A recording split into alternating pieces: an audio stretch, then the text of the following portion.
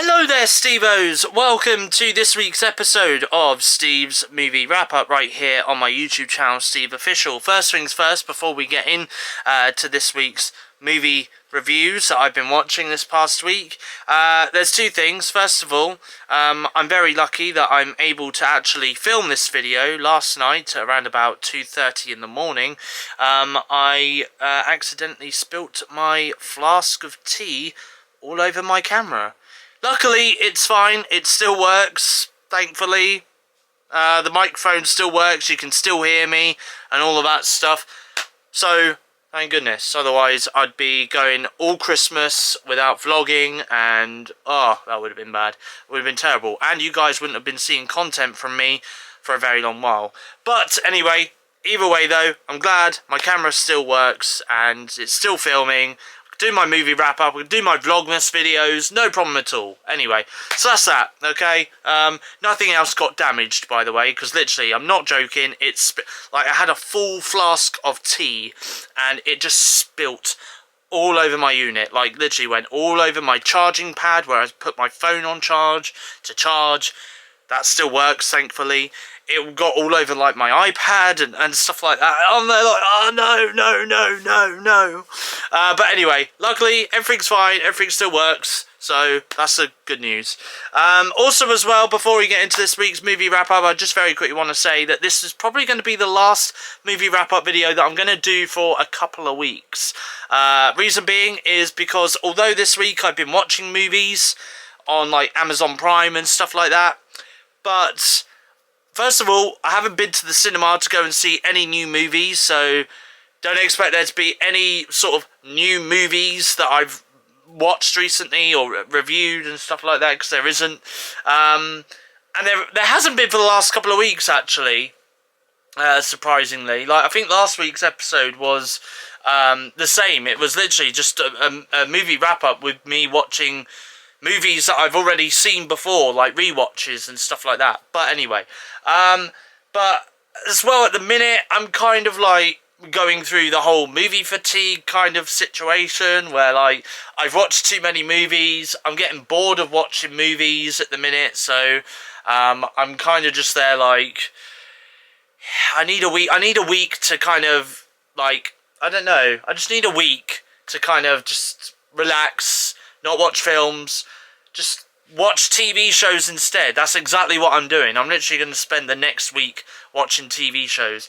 Probably a lot of episodes of The Simpsons. So, it's my go-to show at the moment. It's my go-to show. But yeah, no, in all seriousness though, there isn't going to be a movie wrap-up video next week. However, the week after, which I believe will be on the Friday, I am going to be releasing a movie wrap-up video, okay? So all you can expect next week on my YouTube channel, SteveOfficial, I'm going to do two TV wrap-up videos. One, which will be on Monday, which will be the Doctor Who Wild Blue Yonder video. And the other one is going to be Gen V, because I'm going to try my best to watch Gen V over the next week. I'm probably going to upload the Gen V video on Sunday next week, which is going to be, what, the 10th of December? Yeah, 10th of December is when that video will be out, okay? I'll try my best and watch that video at some point next week. At least it gives me a week to actually try and watch it in between watching The Simpsons as well. Anyway, so that is the latest that I'm going to bring to you in regards to my YouTube channel and stuff. But right now, though, it's time for us to go through all the movies that I've watched this week, how many stars I've rated it out of 5, and all that, you know, shazazzle. Right, anyway, here's the movie wrap-up! You know, for a second, I kind of got confused, like, which side of the screen am I supposed to be on? Is it this side, or is it that side? Anyway, I'm going to stick with this side today. Starting off this week with the movie wrap-up is the movie No Hard Feelings, which I have purchased over the last couple of months on Amazon Prime Video to buy and keep on digital, and I gave this movie 3.5 stars over on Letterboxd. Now, I'm just going to point this out now, okay? But all the movies that I am reviewing, I have purchased to buy and keep on Amazon Prime, okay? In this episode, so yeah. So just go with, just bear that in mind, okay? Just bear that in mind. Anyway, here's my thoughts on No Hard Feelings, 3.5 stars over on Letterboxd. The second time that I have watched this movie, after the first being when this first came out in cinemas earlier this year, I did get this movie to buy and keep through Prime's digital store as well because, and I said this recently in my Joyride review, but as well as Joyride, No Hard Feelings is probably one of my favourite comedies that 2023 has offered us because for me, it is funny. For some people, they will find the plot of this rather controversial. It's about an older woman, played by Jennifer Lawrence, who is basically asked by some rich parents to date their younger son, who is aged 19. In return for a car that she can get around in. I do love the fact that by the end of the movie, she does end up realising that she has genuine feelings for him and doesn't want to use him to get a car. I do also love the fact that the chemistry between both characters as well. That, you know, there truly is some funny scenes in this movie that I laughed at the first time I saw it in cinemas. And when watching it back for the second time, I did laugh at as well. A great movie for those who are into their comedy movies. I would say definitely give this one a watch for sure, because I do recommend this one. I can't wait to come back and revisit this movie again in the future. Next movie I watched this week was Spider-Man Into the Spider-Verse, which I gave 4 stars over on Letterboxd. This is probably the third time that I've watched this movie. However, though, I remember seeing this movie in the cinema. The trailer for it, shall I say, in the cinema, and I thought to myself, this film is for kids and I won't go and watch it. I therefore never saw this in cinemas. However, though, I missed out on seeing this the first time in the cinema around because when I watched this in the middle of the COVID pandemic for the first time, I really enjoyed this and loved the animation so much. I watched this the second time around before heading off to watch the sequel titled Across the Spider-Verse.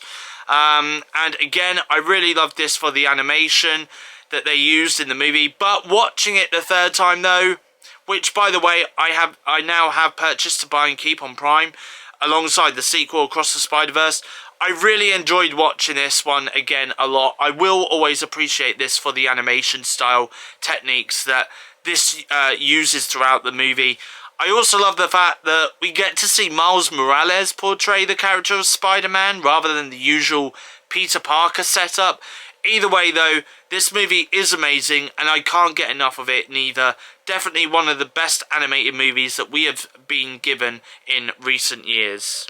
And understandably, after watching Into the Spider-Verse, I watched Across the Spider-Verse on Prime Video, which I gave 4.5 stars. So the second time that I have watched Across the Spider-Verse, with the first being when I saw it in the cinema earlier in the summer with a friend. I can't believe this film actually exists. Once again, the creators have done an amazing job on making this movie possible, and it deserves all the recognition as well, especially as it took a few years for them to make this movie possible, which doesn't surprise me given the fact the various use of animation that is used throughout the film and the style of animation used in the movie as well. I really can't appreciate this enough. I also love the use of lighting and the colorization in certain scenes of the film as well, which again I think are rather mesmerizing to see on screen. I also love the fact that we have a universe where it's set in the Lego universe and another universe which briefly teases the live action universe. It's going to be an interesting, it's going to be so interesting to see what happens when we get beyond the Spider-Verse in the next couple of years and see what they do with that and where the story goes next. I know they've also teased a live-action Miles Morales in the future, so it will be interesting to see if it ties into the next movie or not. Anyways, great movie, one that I will happily recommend any fan of animation to watch, and one that you just can't appreciate enough of as well. Next movie I've watched this week is Beau is Afraid, which I gave 3 stars over on Letterboxd. Well, according to Letterboxd, this is now potentially the 4th time I have watched this movie this year. And you know what? As much as I've enjoyed movies like Barbie, Super Mario Bros. Movie, Joyride and No Hard Feelings, I'm surprised this is the most watched 2023 movie that I have seen on repeat this entire year. But I really do love this movie a lot though. For some though, it's not their kind of movie, but for me, I really do enjoy it a lot. The movie itself is rather lengthy, clocking in at around 3 hours long, but Joaquin Phoenix does a brilliant performance in this movie, one that I enjoy a lot. This is probably my second best performance I've seen Joaquin Phoenix in on a movie, with the first being his portrayal of the Joker in the 2019 movie titled Joker. All throughout the 3 hour running time, there is some comedic scenes in this, and there's one wacky scene in particular that I love so much. It's roughly half an hour into the movie. It involves Bo being in the bathtub and then consequently running out onto the street completely naked. It really is so funny and so wacky to see on screen. I won't go into the full details because of spoilers for those who haven't yet watched this movie. But I really do enjoy that scene a lot. For me, it's a great movie, but it's not a movie that everyone will enjoy though, and at times it might be deemed rather controversial, but I really do enjoy Joaquin Phoenix in this movie though.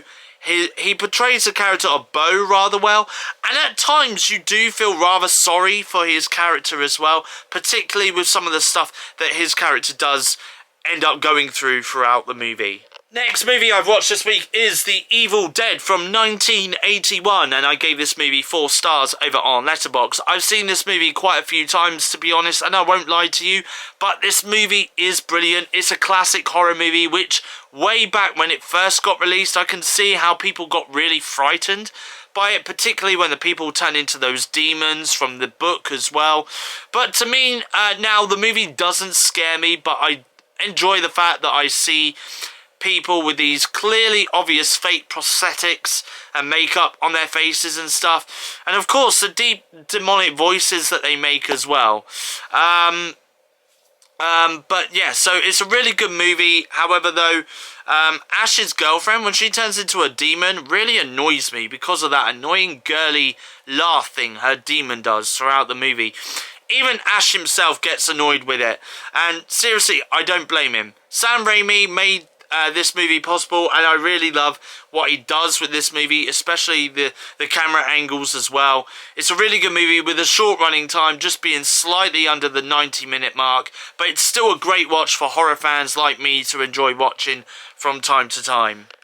And then we go from Evil Dead to Evil Dead 2, which again I gave 4 stars over on Letterboxd. So now a lot of people say that Evil Dead 2 was a reboot from the original Evil Dead movie because the first one wasn't good enough. I just like to think that Ash had such a blast the last time he visited the cabin that he just wanted to do all of that all over again for some weird and bizarre reason. I mean, I'm not gonna lie, but if I went to a cabin with friends and a partner for the weekend who then all got attacked by demons and I was the last survivor from that experience, I sure as hell would never go back to the cabin. So Bruce Campbell, who plays Ash in the film, has got some serious balls for going back there again. I'll give him that. I'll give him that. Another great Evil Dead movie in the Evil Dead franchise. I know that they made a third one, which in my honest opinion isn't great. A lot of people say the third one is in the franchise is the best one in the franchise, but I just can't see how that's possible. I watched the third one once for a good half an hour and didn't like it, to the point I turned it off halfway through, but I still always have an enjoyable time though with the sequel, which once again sees Sam Raimi involved again. I really do love and enjoy this movie a lot, and definitely one that so many horror fans will recognise and love themselves, particularly this poster as well. This poster that's right next to me is very iconic in the horror community.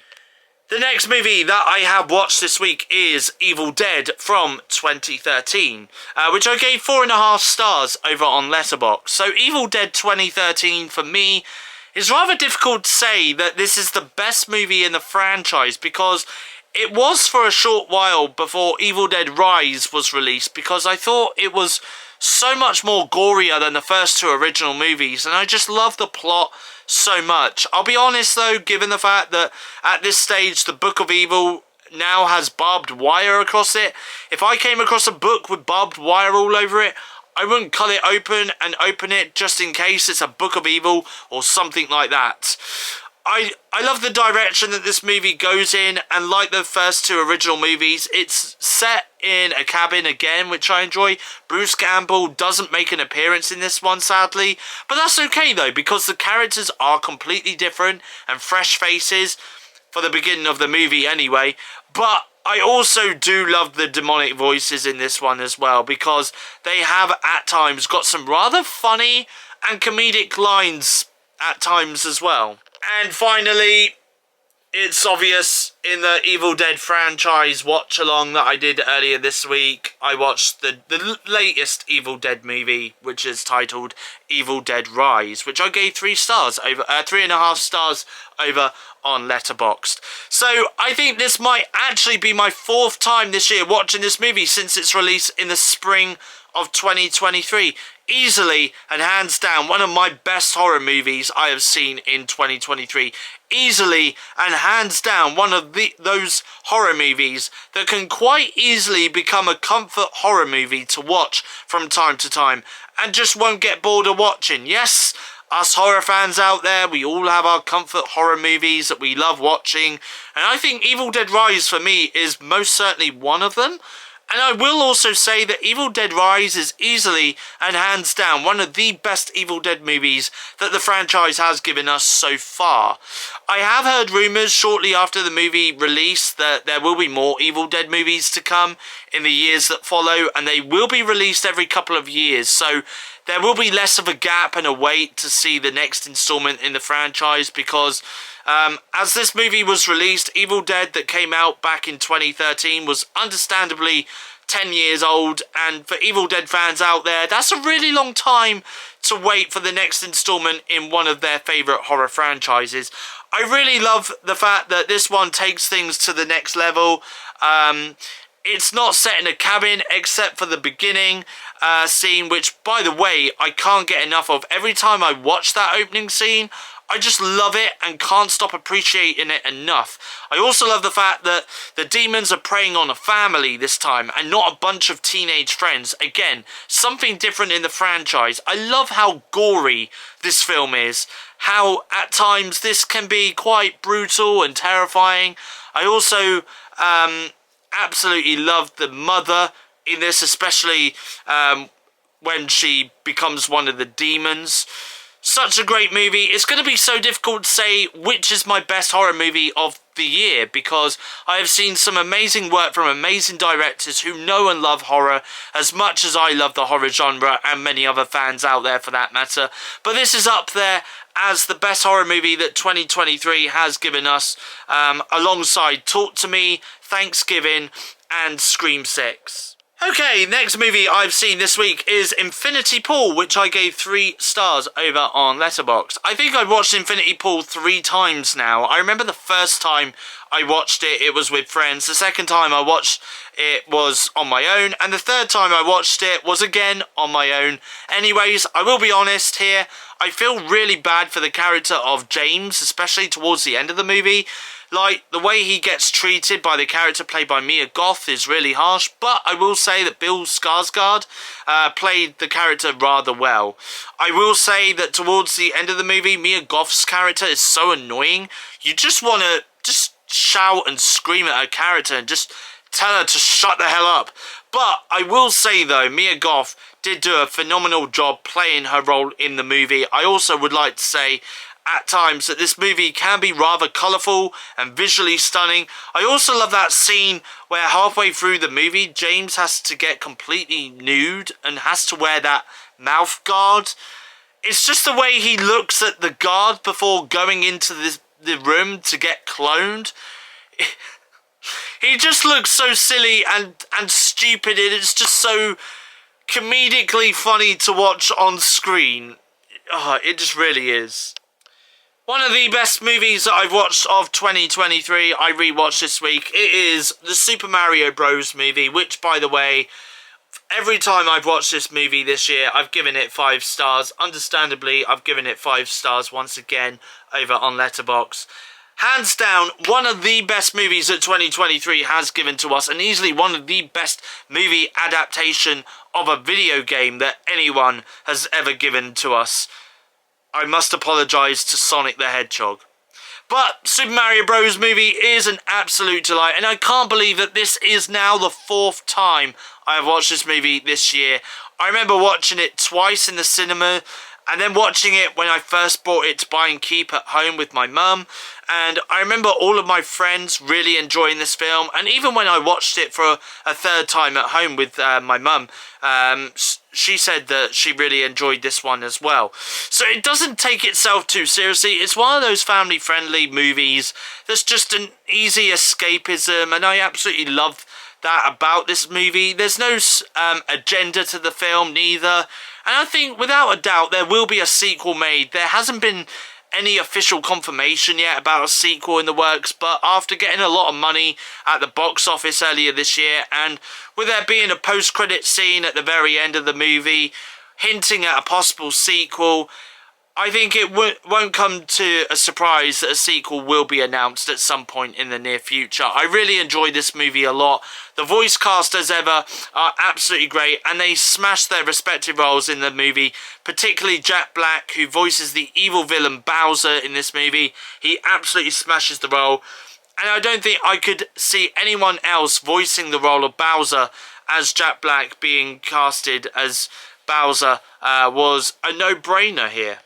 Next movie I've seen this week is Superbad, which I gave 4.5 stars over on Letterboxd. I've lost count how many times I've seen Superbad. It's such a funny comedy movie that I just can't get enough of. I should also admit that it's my favourite comfort comedy movie to watch. I only discovered this movie existed a few years ago. And I remember for the entire nearly 2-hour runtime that this movie has, I was laughing all throughout the film, and yes, it does have crude humour throughout, but I absolutely love the plot and the story that goes with this film. I love the friendship dynamic that we see between Evan and Seth as well. I think that plays really well throughout the film. I also love Michael Cera and Jonah Hill in their respective roles of Evan and Seth. I also love the fact that now I watch this film, and when we see that Seth and Fogel's characters interact, it's clearly obvious that Seth doesn't really like Fogel that much. In real life, Jonah Hill didn't actually get on too well with the actor that played Fogel, who is named Christopher Mintz-Plasse. So his hatred for him is genuine in this film. A great movie that I've watched so many times on repeat since first coming across this one a few years ago. And I will say that Seth Rogen and Bill Hader as cops in this movie are really awesome as well. Next movie I've seen this week is the movie 9, which I gave 3.5 stars over on Letterboxd. This movie's titled simply 9, is based from a short story which I believe was first released all the way back in 2005. I love the animation in this, and while it's got this kind of dystopian, apocalyptic kind of world, I really love the characters that we come across in this movie. It's not just that neither, but I love the fact that there is so much warmth that goes into these characters, and that it's at times rather emotional, and as an audience member you can kind of feel their pain as they experience loss. I used to watch this so many times on DVD as a kid, and I remember purchasing this one earlier this year to buy and keep on Amazon because, firstly, for nostalgic reasons, but secondly, because I really do love this film a lot. The next movie I've seen this week is A Man Called Otto, which I gave 3.5 stars over on Letterboxd. So A Man Called Otto is such a heartwarming drama story. I'm not one who usually watches drama movies, but this one is very special. I know it does deal with loss and grief a lot in this movie, and I know there's a lot of references to suicide in this as well, as we meet the character of Otto, who is played by Tom Hanks, who is struggling to deal with the loss of his wife and tries on several occasions throughout the movie to end his own life so that he can join his late wife in the afterlife. but is constantly interrupted by neighbours and other everyday things. The film does have some light humorous moments so that the movie isn't consistently sad, but I really do love the dynamic of the friendly neighbours that have just moved in across the road from where Otto lives, and I also love his interaction with a cat all throughout the movie as well. What I also love about this movie is the fact sporadically throughout the film we see a backstory to Otto and his wife from the moment they first met and the moment they got engaged as well. It's quite a moving story with lots of heart into it. I really do love this one a lot, and I will be honest, if you haven't seen A Man Called Otto, I definitely do recommend watching it, because I do feel like it is a fantastic movie, and I think that Tom Hanks does play the role of Otto really well, and I think the supporting cast in this as well do really great jobs in their role as well. Definitely one that I would recommend people to watch. The next movie I've seen this week is Cocaine Bear, which I gave 2.5 stars over on Letterboxd. I will admit that I have seen Cocaine Bear now probably 3 times, and for comedic values, I think the plot is rather crazy. It's based semi on a true story. A bear did take cocaine in real life years ago in America. However, the bear didn't go crazy because it sadly died straight away after ingesting the drug. But in this movie, the bear goes absolutely wild and absolutely crazy, looking to get even more high on the drug and hunting down people to eat as well. I really do like this film. I think it does have some good comedy moments in this at times, but just for the plot and plot only, that's probably one of the main reasons why I brought this movie to buy and keep on Prime earlier this year. Next movie I watched earlier this week was Megan, which I gave 3 stars over on Letterboxd. Probably the most campiest horror movie that 2023 has given us. I really love Megan a lot. I know that the story of a killer doll has been butchered 1,000 times in horror movies in the past, and I know the use of technology in a doll has been done before as well. However, though, Megan is a really decent movie. Yes, it doesn't really show that much gore or that many deaths for that matter, but I still just love how campy this movie really is. I'm glad that they are making a sequel to this, because I think they have left this on sort of an open end for the villain to return to cause more chaos. However, though, what I would love to see from Blumhouse in the next installment is for there to be more deaths, more brutal deaths for that matter, and a little more gore. But that aside, though, I would say keep the campy theme going, because I love that about this movie. Next movie I've seen this week is Smile.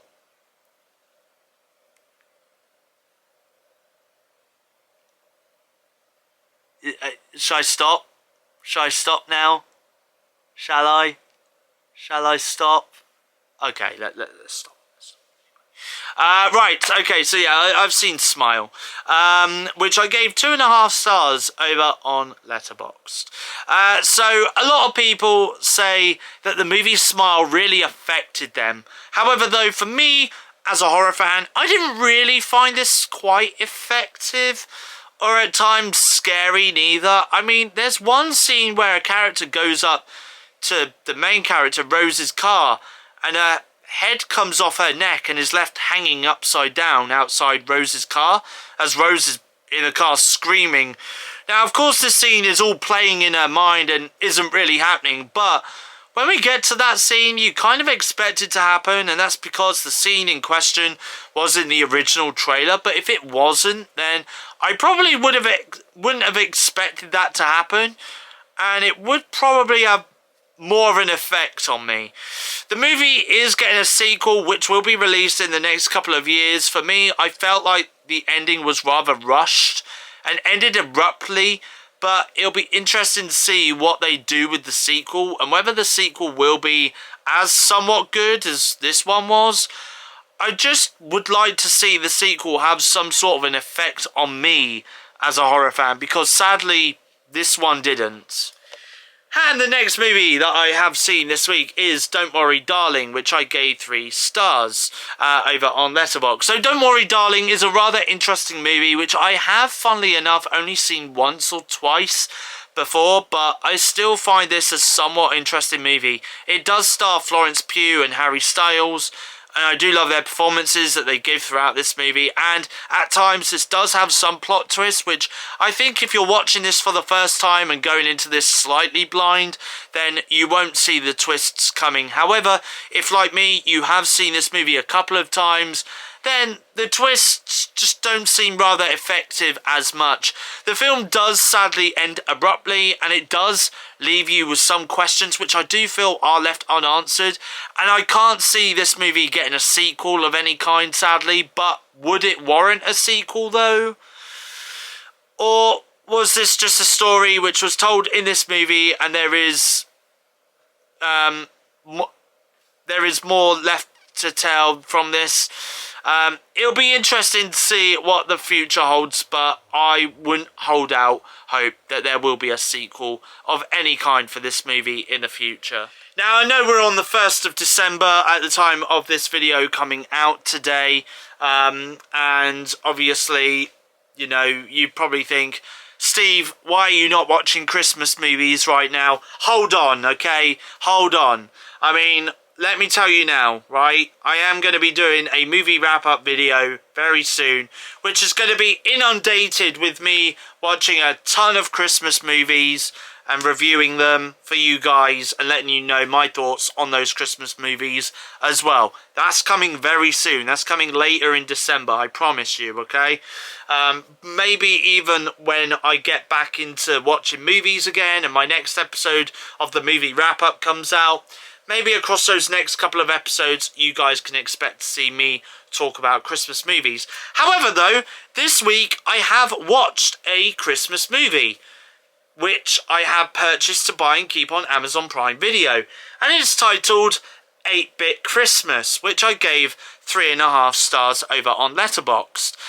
So, as a fellow video gamer who loves a Nintendo console, I absolutely love this movie. I know it's a Christmas movie, and I know this is the first Christmas movie that I have watched this year, and it certainly won't be the last, but I remember watching this for the first time, and I loved it a lot. It's set in the 80s as well, as in the present day. You have Neil Patrick Harris telling the story of his character as a little boy trying to get his hands on a Nintendo console during the holiday season, but there is so many things stopping him from getting one. It does include a protest where parents are against kids playing video games and trying to stop Nintendo becoming successful in selling their new gaming console way back in the 80s. I do love the use of soundtrack in this, particularly the 80s music that is used in this as well. If there is one Christmas movie that people should watch during the holiday season this year and going forward annually, you should add this one to your Christmas watch list, especially if you love video games, because there is a lot of video game references, understandably, in this movie. Next movie I have seen this week is Terrifier, which I gave 3.5 stars over on Letterboxd. You have no idea how many times I've watched the Terrifier movie. It's probably an insane amount of times. I remember when I first got introduced to this movie by my friends, I didn't watch it with them, I watched it on my own, and funnily enough, I didn't have long to wait between watching this one for the first time and the sequel being released.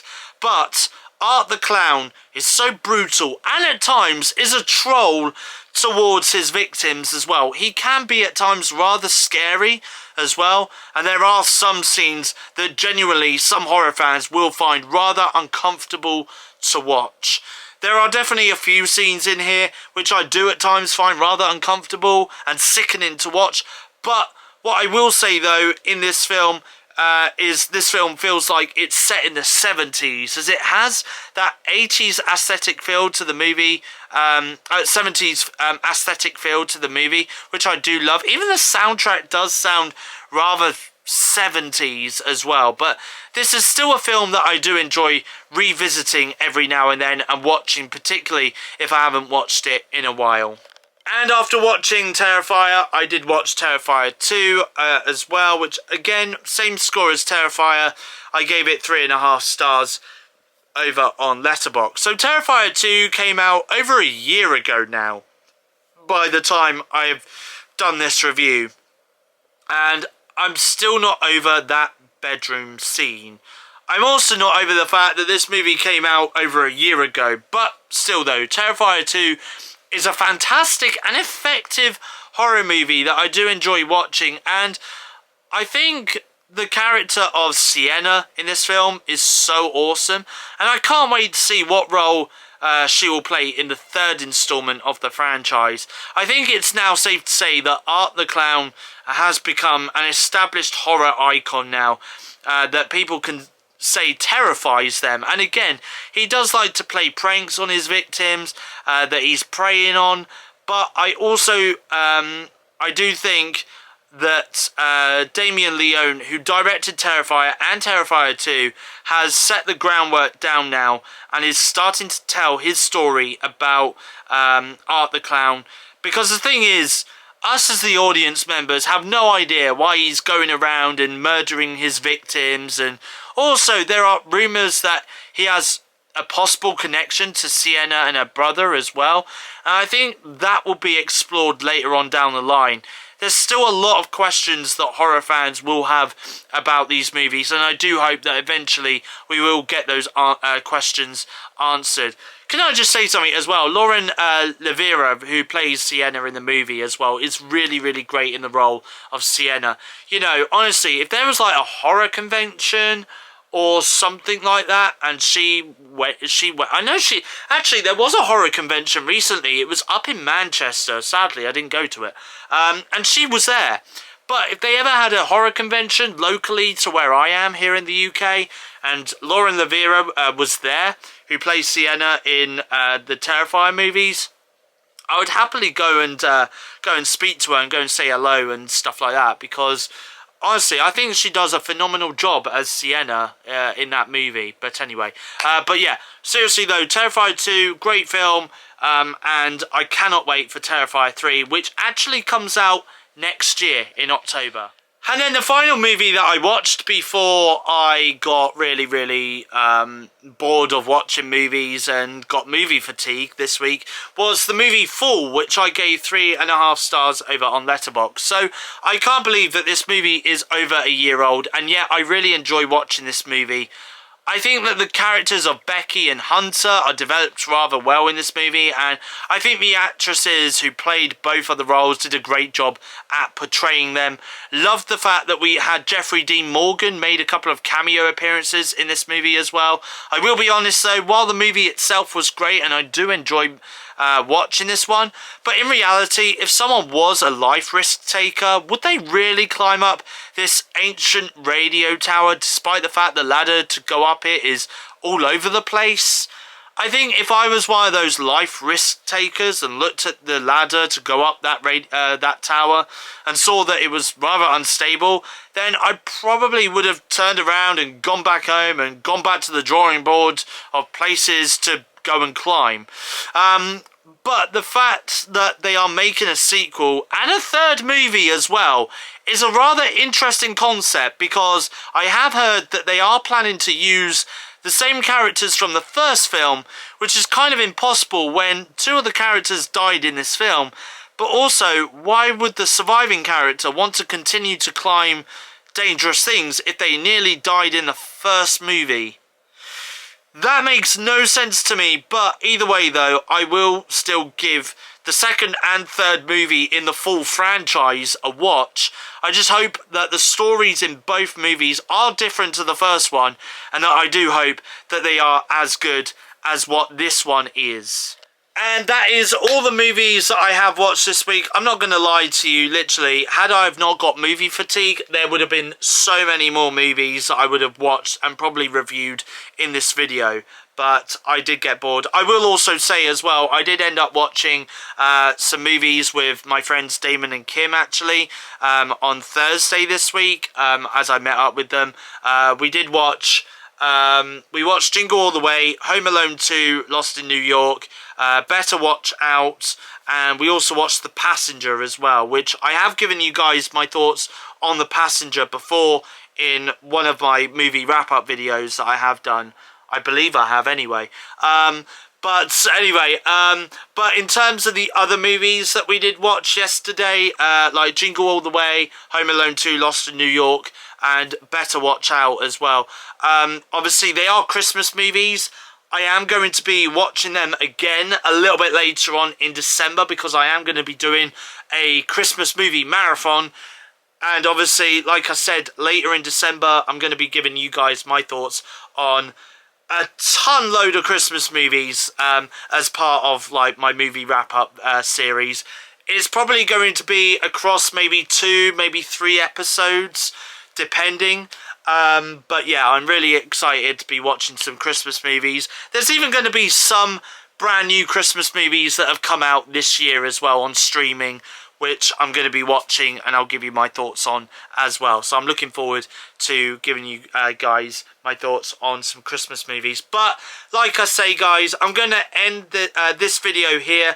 Your next video will be out on Monday next week when I'll be talking about the next Doctor Who 60th anniversary episode titled Wild Blue Yonder, starring David Tennant and Catherine Tate, as well as the 14th Doctor and Donna Noble, respectively.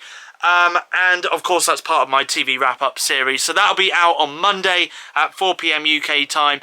But thank you for watching. Hope you guys enjoyed this video, and hope you guys enjoyed listening to me talk about some movies that I've watched this week and giving you my thoughts on those movies as well. If you have enjoyed this video, please hit that thumbs up button. Leave a comment in the comment section down below. What movies have you guys been watching this week, regardless whether it's in the cinemas or on streaming services? Feel free to let me know in the comment section down below. I will always appreciate your comments from you guys.